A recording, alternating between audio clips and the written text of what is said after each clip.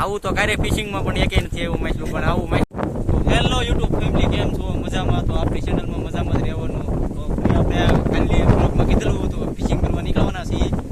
એ આપણે આજે નીકળી ગયા એટલે કાંઈ રાતનું શૂટિંગ આપણે કાંઈ કર્યું નથી. ને દિવસ અત્યારે દી ઉગી ગયો એટલે 7:30 જેવું થયું છે.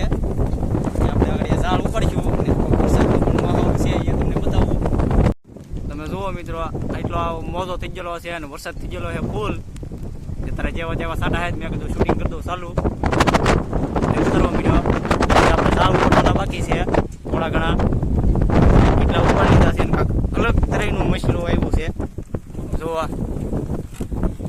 આવું તો ક્યારે ફિશિંગમાં પણ એકે નથી એવું મછલું, પણ આવું મછલું આવ્યું છે. અને કંઈક કહેવાય પાપલેટ, મોટી પાપલેટ જેવું કંઈક કહેવાય છે.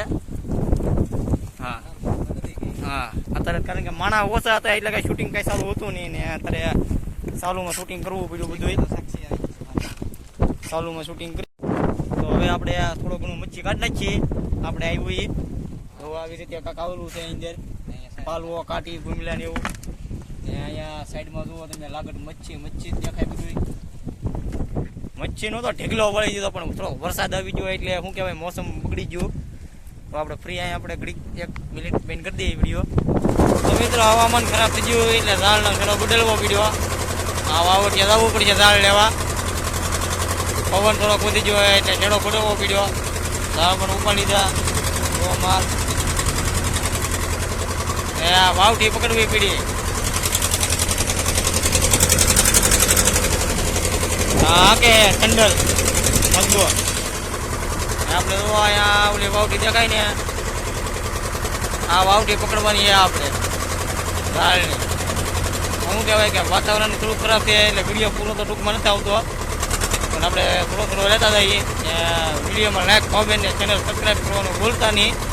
તો ફાઇનલી મિત્રો આપણે ઝાડ ઉપડી દીધા છે ને હવે નીકળીએ છીએ ઘર બાજુ. ને નાસ્તો થોડો કરવાનો છે તો જો નાસ્તાની જારી પાછળ કર્યા છે કમલાને એવું બધું. ને હવે આપણે નીકળી ગયા ઘર બધું જવા માંડ્યા. ઝાડ ને એવું બધું ઉપડી ગયું છે. મચ્છી કાઢવાની ખાલી બાકી છે થોડી ઘણી, તો આપણે ચાલુમાં કાઢશું. અને આમાં થોડીક છે, અહીંયા છે, અહીંયા થોડીક છે. તો હાલો નાસ્તો કરવા.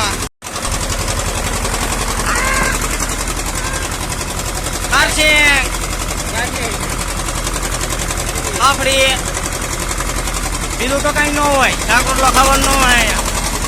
તો ફાઇનલી મિત્રો પાછા રિટર્ન આપણે આવી ગયા છીએ ઘરે. ને તો આપણે આજના વિડીયોમાં એટલું જ હતી. ફરી મળીએ નવા વિડીયોમાં. ત્યાં સુધી રામે રામ ડાયરાને. તો વિડીયો ગમ્યો હોય તો લાઈક, કોમેન્ટ ને ચેનલ સબસ્ક્રાઈબ કરવાનું ભૂલતા નહીં. અમારા આવા નવા વિડીયો જોતા રહેજો.